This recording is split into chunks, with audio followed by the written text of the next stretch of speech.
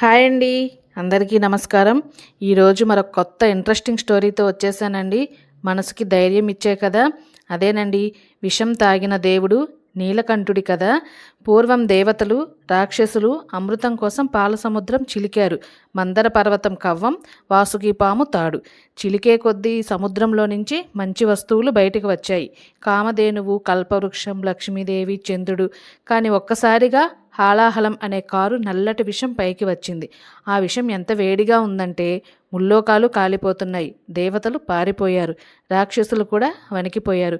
అయ్యో, అమృతం కోసం వెళ్తే ప్రళయం వస్తుంది అని అందరూ ఏడ్చారు.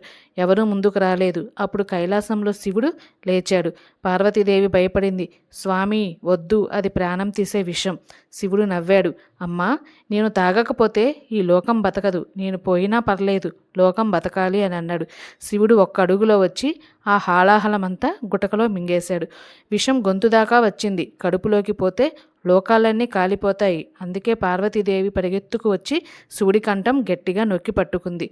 విషం అక్కడే ఆగిపోయింది. శివుడి కంఠం నీలం రంగులోకి మారిపోయింది. అప్పటినుంచి ఆయన పేరు నీలకంఠుడు, నీలం కంఠం ఉన్నవాడు అని. దేవతలు హరహర మహాదేవా అని జయజయధ్వానాలు చేశారు. విషం వేడికి శివుడి తల మండిపోతూ ఉంది. అప్పుడు బ్రహ్మ చంద్రుడిని తీసుకొచ్చి శివుడి తల మీద పెట్టాడు. గంగమ్మని తల మీద నుంచి కారేలా చేశాడు. అందుకే శివుడి తల మీద చంద్రుడు, గంగా ఉంటారు, ఆయన తాపం తగ్గించడానికి. లోకం కోసం విషం కూడా తాగే దేవుడు శివుడు. మనం చిన్న కష్టం వస్తే ఎందుకు నాకే వచ్చింది అని అంటాం. కష్టం వచ్చినప్పుడు ఓం నమ శివాయ అంటే చాలు, ఆ నీలకంఠుడు మన విషాన్ని కూడా తాగేస్తాడు. ఎలా ఉందండి స్టోరీ? నచ్చిందా? నచ్చితే లైక్ చేసి, షేర్ చేసి, సబ్స్క్రైబ్ చేసుకోవచ్చు కదండి. Thank you.